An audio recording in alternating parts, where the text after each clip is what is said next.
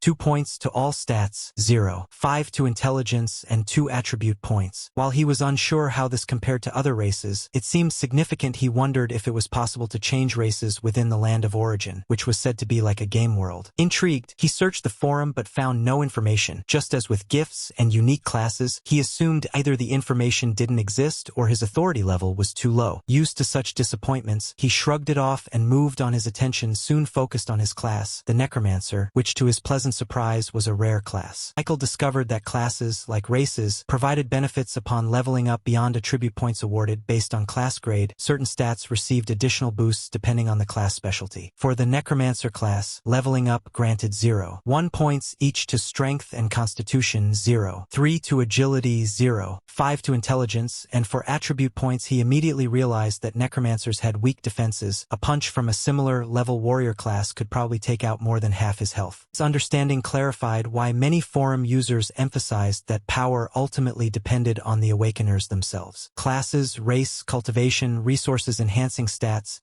themselves and attribute points, all, when used wisely, could allow even a seemingly weak awakener with a tailored class to become formidable. The more Michael read, the more excited he became about the future. He couldn't wait to enter the land of origin, but knew he couldn't rush in without proper preparations. As an awakener, he was naturally bound to enter the land of origin, but the forum warned that it was not all sunshine and rainbows, especially for new awakeners. Starred post titled Tips for Newbies, endorsed by the Supers Association itself, revealed that an awakener's initial location upon entering the land of origin was random. It could be near an active volcano, a frozen wasteland, or even inside a monster's nest. However, the post assured that the location would theoretically be manageable for a new awakener, though Michael found the idea unsettling, reinforcing his need to prepare. Thoroughly experienced commenters echoed the importance of proper preparation before entering. Thanks to the post, Michael understood why the Supers Association provided generous funds. It was meant for acquiring resources. Within the Supers Association platform, alongside the main forum, there was a store section offering a vast variety of goods. Michael browsed the list of items recommended for newbies, carefully selecting those that caught his eye. The store offered two delivery methods: pickup at the Supers Association or home delivery. Michael chose home delivery without hesitation, preferring to avoid leaving home. Compared to the total cost of his purchases, the delivery fee seemed minimal. Including the delivery fee, Michael spent a total of $4.328, about a third of the $15.000 provided by the Supers Association. He grimaced at the expense, calling the Supers Association scummy as he connected his account to the platform and watched his money disappear. Despite the cost, Michael had no regrets. Although death in the land of origin wasn't true death, he wanted to avoid it. The penalty for dying was severe: a permanent 10% reduction in all stats and a temporary ban from re-entering the land of origin. While this penalty might be less severe for new awakeners, it was a nightmare for the powerful. Losing 10% of stats at high levels was devastating, as stat increases became harder to achieve with strength. After placing his order, Michael received confirmation that his items would be delivered before noon the next day, which suited him fine. He thought it was not too late to enter the land of origin tomorrow and felt relieved, as he was too exhausted to do anything more now. Michael was also very hungry but content, having learned many new things that filled gaps in his understanding. He knew he could learn the rest gradually over time. For now, he wanted to rest and wait for the new day before entering the land of origin. Setting his phone aside, Michael was about to pick up the plate he had used earlier when a knock came at his door. He called out for the visitor to enter, and when he saw who stepped inside, he was surprised. It was his aunt. Aunt Mia stood at the door, having entered unnoticed while Michael was engrossed in the Supers Association forum. She teased him about being busy before settling comfortably on his bed. Michael greeted her respectfully, a happy smile spreading across his face as he noticed the pride hidden in her smile. For both Michaels, the one from Earth and the one from Aurora, Aunt Mia was the closest thing to a true parent, the only person from whom they had experienced genuine parental love. Orphaned young, both versions had found solace in her unwavering care. Despite her petite stature, her blue eyes held the kind of love only a mother could give. Before Michael could speak, Aunt Mia mentioned that Lily had told her about his recent adventure. Michael clicked his tongue silently, regretting sharing so much with Lily, but accepted it since they were family. Aunt Mia expressed concern over the large sum of money the association had given him, warning him to be careful. She still saw him as a young boy and worried about his spending habits, despite being somewhat reassured by his past behavior. When Aunt Mia began to dismiss his cousin's opinions, Michael interrupted seriously, not wanting to hear more. His family was his driving force, and now that he could provide for them, he found the thought of refusal unsettling. He assured Aunt Mia that a large portion of the money was for his well-being, so she need not worry. Pulling out his phone, he prepared to transfer some funds to her. Aunt Mia's voice sharpened with concern, fearing he might inconvenience himself. She was right, but Michael did not care. This was likely a foolish decision, but for once, he wanted to satisfy a selfish desire. If he ended up broke, he could wait for the next payout while working hard elsewhere. Michael was not afraid of hard work, though ironically, excessive hard work had killed the original Michael in this world. Michael had clung to a desperate rumor online that training harder would increase his chance of awakening, pushed himself too far and died, allowing Michael from Earth to take his place. Michael lied smoothly, telling Aunt Mia that the Supers Association would soon provide more resources. Aunt Mia asked uncertainly if he was lying. He denied it with an innocent face, feeling a pang of guilt but hiding it well. Aunt Mia looked conflicted, and Michael seized the moment. He mentioned that since becoming an awakener, his appetite had increased and that they would need more food at home. As if on cue, his stomach rumbled loudly, convincing Aunt Mia a little. Her skepticism faded further because she knew the Federation valued awakeners, though she did not realize they were not planning to pamper them. Finally, Aunt Mia chose to believe him. Michael immediately transferred some money to her, telling her to use it as she saw fit and and to get treats for Lily. Mia's phone buzzed with a bank notification showing a $5,000 credit. Her eyes widened in disbelief, and she opened her mouth to protest. But Michael cut her off, reminding her that he would be receiving money every month. Aunt Mia hesitated but nodded reluctantly. She resolved to use some of the money for the family's well-being while saving the rest until she could confirm his words. Michael smiled in relief, remembering the rumble from his stomach. Aunt Mia asked if he was hungry and offered the cake and snacks she had brought. Michael accepted gladly. She smiled, took the plate he had planned to carry out earlier, and left the room, returning shortly with some snacks. She shared a few more words before she left, leaving Michael alone soon. The soft sound of his snores filled the room, a small, contented smile playing on his lips as sleep overtook him. Today had been the best day of his life, even if it had been stressful. The next morning, Michael woke feeling refreshed. Though his mind was clearer after awakening, mental exhaustion lingered, but a good night's sleep had worked wonders. Not quite ready to get up, he sat on the edge of his bed, his thoughts drifting back to the previous day's events. He marveled at how quickly life could change and smiled, knowing yesterday had been a turning point. Excitement bubbled as he anticipated entering the land of origin and wondered what he would encounter. After shaking off the last traces of drowsiness, he stood and pulled open the window shades, letting the morning light flood the room. Glancing at his phone, he saw it was just past 8 a.m. He realized Aunt Mia had probably gone to work and Lily to school. Michael left his room to check if anyone else was home as expected. He found the house empty, although the delivery from the Supers Association was not due until noon. Michael decided to freshen up and wait, not wanting to leave the apartment unprepared. He planned to enter the land of origin immediately after receiving his order. Unable to wait any longer with some time to spare, he cleaned the house to pass the time, amused at the thought that his classmates would probably never believe even an awakener had to clean despite their celebrity status and the mystique surrounding them. Awakeners still performed mundane tasks. A chuckle escaped Michael as he tidied the house happily. After finishing his chores, Michael brushed his teeth, showered, and dressed since the delivery had not yet arrived. He reheated leftover rice and ate while browsing the Supers Association forum on his phone. He had never been so invested in studying before. The complex yet fascinating information felt like it had been pulled from a fantasy novel, far more immersive than his usual academic subjects. Around 11 a.m., Michael's phone buzzed with a call from an unknown number. Curious but cautious, he answered. A voice asked if he was Mr. Norman, and Michael confirmed his identity. Already standing up, the caller said he was in front of Michael's apartment building with the delivery, but was unsure of the floor. Michael assured him he would meet downstairs and locked his door behind him. As he stepped out, the old apartment building had no elevator, forcing residents to use the stairs. Luckily, Michael lived on the second floor, so it did not take long for him to meet the delivery man. Michael was momentarily taken aback by the man's imposing physique and the mechanical limb that replaced his right hand. Advanced technology had made limb loss manageable, with mechanical replacements functioning almost like real limbs except for lacking sensation and being expensive. Most people covered these limbs with artificial skin, but the delivery man deliberately exposed his, likely as a style choice. The exposed mechanical arm gave him a rugged, almost heroic look. The delivery man politely confirmed Michael's identity, and Michael nodded in greeting to the man's partner who remained seated in the van. The delivery man quickly began unloading several packages. Michael anticipated that even with his awakened strength, carrying everything upstairs would be challenging. $1,000 he had spent despite the cost. Michael had carefully followed the recommended list of essentials for first-time entrance to the land of origin, selecting only what suited his needs. Half an hour later, he had opened every package and stored the contents neatly in the spatial inventory of his mark of origin. Had to be placed safely, he decided to lie down on his bed, focusing on the mark on his hand. Michael concentrated on connecting his consciousness with the land of origin. New chosen detected. Chosen identity confirmed. You have gained a new skill, detect. Michael had spent hours reading about the land of origin, speculating endlessly where he might find himself upon arrival, whether in a dense forest, a sprawling plain, or dangerously close to a monster nest. The possibilities were vast, and he hoped to avoid monsters. When he opened his eyes, he found himself not in serene landscapes but in a dark, confined room with black brick walls slick with moss. Holes in the roof allowed a few rays of sunlight to stream in, otherwise the room would have been pitch black. A foul stench filled the air, making him gag in disgust. He wondered if it smelled like rotting garbage or worse, but pushed the discomfort aside, focusing on the pressing question, where on earth was he? Michael remained calm thanks to his registration with the Supers Association, which granted him access to information about the land of origin. He knew each awakener's initial spawn locations were random, but he was unsettled more by the disgusting smell than the location itself. At least no monsters or erupting volcanoes were nearby, so he resolved to proceed cautiously until until he learned more about his surroundings. Experienced awakeners had emphasized caution multiple times in the Tips for New Awakeners forum post, with the first step being to observe one's surroundings. Michael inspected the wall beside him, using the new skill he had gained upon entering the land of origin for the first time. Detect. This skill, common to all awakeners, allowed users to gather information about specific objects they focused on. The wall was made of old, weathered bricks, as the description confirmed. Detect had limitations. It could not reveal information about living beings significantly stronger than the user if the target was more than 20 levels above. The skill failed, however. It provided detailed information when the user was stronger, and it could improve over time as the user's knowledge grew. The gun had surprised him due to its easy acquisition. His status as an awakener served as the only license required. He decided to bring the firearm as his primary weapon, believing it more reliable than the spear and dagger. Though he had never handled a gun before, it offered advantages such as attacking from a distance and firing multiple shots quickly. Even if some missed, however, the noise could attract monsters or unwanted attention. So he had also bought a silencer. He recalled forum advice that guns were useful early on but became obsolete as personal strength increased. After loading his gun and disengaging the safety, Michael took a deep breath and stepped out of the dark room. Despite his first impression not matching his expectations, his excitement about this new world remained undiminished. He observed that besides civilizations like Aurora, which were connected to the land of origin through awakeners, native civilizations also existed. The building he was in appeared to be a remnant of the past, now abandoned and forgotten. Exiting the dark room, he found himself in a wide corridor faintly illuminated by light filtering through holes in the distant ceiling. The ceiling was too high to reach, preventing him from attempting to break through rather than wander aimlessly. Thanks to the ventilation from the ceiling holes, his movements did not cause an echo. As he ventured deeper into the corridor, Michael identified the source of the foul stench: slimes. These magical creatures appeared as harmless gelatinous blobs but secreted acid with an equally terrible stench. Slimes moved by crawling and could hop to attack, making them unpredictable and dangerous, at least to the average human. The foul smell came from a slime trail left outside the room where he had started, though he was unsure if the same slime was nearby. After some exploration of the vast, seemingly empty building, Michael finally encountered one. Detect revealed the creature as an acid slime LV, or a 2-star common rank monster described as a harmless-looking slime that shoots acid. Michael grimly noted the creature's devious nature. He recalled reading about slimes in a forum post titled Common Monsters in the Land of Origin, authored by the same Level 5 member of the Supers Association who had written Tips for New Awakeners. Although unsure of the significance of a Level 5 member, Michael considered it impressive. The post included pictures of creatures like slimes and goblins, so Michael recognized the acid slime before using Detect. The acid slime looked vastly different from the cute blue variant in the post, but the Awakener had mentioned numerous slime variants, so Michael was not entirely caught off guard. He thought about the 2-star common rank and what it implied about the monster's freakish nature. Michael was uncertain whether the slime's grotesque appearance, terrible stench, or acid shooting ability bothered him. Most in the land of origin, monsters were ranked by rarity and potential into 7 ranks: common, rare, extraordinary, epic, legendary, mythical, and demigod. Each rank was divided into 3 mini grades called stars, such as 1-star common, 2-star common, 1-star rare, and so forth. Both monsters and items followed this ranking system. Stars indicated efficiency and quality for items and growth potential for monsters. Every star in a monster's rank allowed it to rise to 7 levels, so a 2-star common rank acid slime like the one before Michael could potentially reach level 14. He concluded that a rank 1 level 4 slime that shoots acid was indeed a freakish creature, far from the cute version he had imagined. Though Michael's thoughts seemed scattered, he carefully weighed his options, whether to confront the acid slime or retreat. Despite being over 3 levels above him, slimes were considered some of the weakest monsters, relatively manageable and easy to kill with proper preparations. He reminded himself of his primary goal, shared by all awakeners entering the land of origin, to grow stronger, and the quickest way to do that was by leveling up. As a necromancer, his future strength would depend on summoning the undead, which required killing something first. Without kills, he would be nothing more than a fake necromancer. Leveling up also allowed customized stat allocation, offering flexibility to build himself like a warrior if he chose, but ignoring his class's natural strengths would only make him mediocre, and there were no reset buttons for awakeners who squandered their potential. He thought that if slimes left a body behind after death, he could finally use his class skills to revive something, but even if the slime had left a body, he would not be eager to contract such a smelly creature unless desperate. Starting with a slime was not the worst outcome. Any other monster might have posed a significant challenge, but slimes were known for for slow movement and were relatively easy to deal with. Still, he knew he could not let his guard down. A leather armor alone would not protect him if hit by an acid shot. After a brief hesitation, Michael decided to risk it, determined to turn the acid slime into experience points or end up as its food. Suppressing the urge to steady his nerves, he darted out from his hiding spot and began firing at the football-sized green block monster about 10 meters away. He fired 3 shots and missed every one of them. The acid slime quivered, finally noticing him, vibrating in a way that seemed almost angry, or so Michael imagined. He had not expected his aim to be this poor. Even at a distance of 10 meters, the slime's small size made it a tricky target, but missing all 3 shots was frustrating. He wanted to blame the recoil, but his enhanced awakener body made that excuse weak. Frowning, he readied himself to shoot again, but before he could, the slime launched a jet of acid straight at him. Michael dodged hurriedly by diving to the side, barely avoiding the brunt of the attack, but a slightly large drop of acid landed on his unarmored arm. He stifled a scream as searing pain radiated from the burn, realizing he had heavily underestimated the acid slime. There was no time to dwell on the pain as the slime launched another acid shot, which Michael dodged successfully this time, but his confidence wavered with each passing moment. Sweat dripped down his forehead as he struggled to ignore the searing pain in his arm. His left hand had turned useless, and he could only aim with his right. Second attack angered him, throwing accuracy aside. He started shooting wildly in the slime's direction while most shots missed. His burst of frustration began to inflict some damage on the slime, even if only a little. Soon, all 30 bullets in Michael's gun were exhausted as he fled from the acid slime, which had turned slightly smaller but still hopped after him. Michael followed the marks he had etched on the walls with his dagger. To avoid getting lost in the vast, abandoned building, he fumbled to reload, but the pain in his left arm made it difficult, causing him to drop several clips in panic and one-handed awkwardness. Slime's hopping speed, though sluggish, was only slightly slower than his own, keeping it within attack range. Though his leather armor protected his back and legs, Michael could still feel the fumes of the acid closing in. After several tries, he finally managed to reload the gun and resumed a frantic shooting spree at the slime. His strategy devolved into desperate cycles of retreating, reloading, and shooting wildly until a lucky shot, killing a monster 3 levels higher than his own. Totaling 180 experience points, he leveled up to level 2 and learned the skill Basic Shot. Michael dropped to his knees, breathing heavily. On his very first day in the land of origin, he had almost been taken down by one of the weakest monsters, a slime. Further notifications informed him that he had leveled up to level 2 human, gained stat points in strength, agility, constitution, and intelligence, and gained 2 attribute points. He also leveled up to level 2 Necromancer Apprentice, receiving additional stat points, and for attribute points he could barely register the flood of notifications. His whole body burned as if engulfed in flames, and a section of his left arm looked mutilated, horrifying enough to make his stomach churn. Suppressing the urge to scream, Michael retrieved one of the health potions he had bought from the Supers Association store. He had not expected to need it so soon, less than 2 hours after stepping into the land of origin for the first time. Despite constant warnings about not treating the land of origin like a game, part of him still had the thought fueled his excitement, filling him with dreams of leveling up like the protagonist of a cheap novel, rising to the peak of this world and beyond. Perhaps lingering teenage optimism or subconscious slipping into the role of an 18-year-old kept him hopeful, despite being an adult back on Earth. With trembling hands, Michael poured half the potion over his injured arm and gulped down the rest gradually. The pain began to fade. He watched in awe as the potion worked like magic, regenerating new flesh over his wounds. A scar remained, likely due to the potion's low grade, but he did not care. As long as the terrible pain was gone, he could deal with the rest later. He thought grimly that he had almost died. Death in the land of origin was not permanent, but he had undeniably come close, especially since it was against one of the weakest monsters in the realm. He chastised himself as pathetic, too naive, too inexperienced, and too reckless, realizing that if he had kept his distance from the acid slime, he would not be in this mess. What Michael did not realize was that while his performance was far from perfect, it would have impressed most veteran awakeners. Not only had he succeeded in killing a monster on his first encounter, but he had also taken down an opponent several levels higher than himself. Though it was just a slime, it was still superior to him. Michael also misunderstood the slime's reputation. While slimes were among the weakest monsters in the land of origin, that label applied only from a certain perspective. The writer of the post calling slimes weak or easy prey was someone already powerful enough to look down on slimes. For many, especially new awakeners like Michael, slimes were no joke, and underestimating one had been his first mistake. Both the Michael from Earth and the one from Aurora shared a common flaw, a tendency to be unrelenting with themselves. Growing up as an orphan forced Michael to mature quickly and shoulder shoulder responsibilities, leaving little room for patience for his own mistakes. This trait made it difficult for him to feel any sense of accomplishment despite defeating the slime he subconsciously disdained as weak, which many first-timers would fail to do. While considering his next action, his gaze drifted to the ugly scar on his left arm, and he thought with uncertainty whether the scar would follow him to the real world. There was something remarkable about the bodies of awakeners in the land of origin and their real bodies in the real world. The former was a perfect replica of the real world body. Both bodies could be considered perfect clones that were in sync with their counterparts. This replication was so precise that even pain felt as vivid and intense as it did in reality. Recalling his recent encounter with the acid slime and the thought of its acid attack sent a shiver down Michael's spine. He hoped he would not develop PTSD over slimes, considering that would be too pathetic. After examining the scar a bit longer, Michael concluded that it likely wouldn't follow him back to reality. This body's primary function was to synchronize any strength gained here with his real one. However, it seemed he would have to bear the scar here until he died in the land of origin. Activities for sustenance. It wasn't just a digital avatar like in a game. This was also why death here was only counted if the entire body or major organs were destroyed. Losing a limb wouldn't kill him, but it would leave him crippled in this world. If he wanted to regain a fully functional body, his current body would need to be destroyed so that a new one could reconstruct the next time his consciousness re-entered the land of origin. To put it simply, one could reconstruct a body they disliked by killing themselves. However, aside from the fact that many were not sick enough to consider this, even seasoned awakeners would rather remain crippled than. It was a penalty not many could afford to lose. Thus, despite death not being truly final here, most awakeners took their lives seriously and avoided risking themselves unnecessarily. By now, Michael had recovered from his life and death battle with the acid slime and could finally focus on something he had been putting off. He had leveled up. Though his performance against the acid slime left much to be desired, Michael wasn't someone to turn down the experience points. He had a problem with the slime, not with its generous experience reward. He opened his status screen, which now appeared vastly different compared to how it looked after he first awakened. First thing that caught his eye wasn't the change in his level or stats, but the skills section. In addition to the 2 class skills he had started with since awakening, entering the land of origin had granted him 2 more, one of which stood out. Michael was already aware of the function of his first 3 skills. Undead summoning was a primary skill that allowed him to summon and dismiss undead at will. Undead revival was his true core skill that enabled him to create undead summons in the first place. Detect was a basic scouting skill, useful for gathering information. Michael thought it seemed like something that belonged to the archer class, and he was not wrong. Basic shot was more than just any ordinary skill for the archer class. It was one of their core skills, much like how undead revival was for him. He wondered how and why he could learn a skill meant for the archer class. Class skills were called class skills, not because they were exclusive to one class, but because certain classes could maximize their potential. For example, while undead revival was a skill other classes could technically learn, non-necromancers couldn't make full use of it. Even if another awakener learned both undead revival and undead summoning, the number of undead summons they could control would be severely limited, unlike necromancers like Michael, who unlocked additional summon slots with each level up, making these skills uniquely powerful in their hands. Interestingly, contract slots also served as a means to gauge talent for classes like necromancers and beast tamers. Just because 2 individuals awakened the same class didn't mean they were on equal footing, especially regarding contract slots. However, there were rare individuals who started with 5 slots, meaning that while Michael would have 20 slots at level 10, they would have 50. This was a key factor in grading classes that relied on contracts returning to class skills. While class skills weren't exclusive, they were optimized for specific classes. When non-necromancers learned undead revival, their mastery began at basic mastery, and raising their proficiency would be challenging. Necromancers like Michael started at intermediate mastery for skills like undead revival or any necromancer-centric ability, giving them a significant edge. This principle applied to other class systems as well. Though Michael had successfully learned basic shot, his mastery began at basic mastery, whereas archers automatically started at intermediate mastery for this skill. Regardless of whether they received it at awakening or learned it later, he thought the skill should make up for his terrible shooting a bit, and felt pleased just because his recent experience with the acid slime had been painful. He had no intention of avoiding more monsters. Though he didn't enjoy pain, who would? He wasn't someone who would run away. Shifting his focus away from his new skill, Michael began to examine the changes brought about by his recent level up.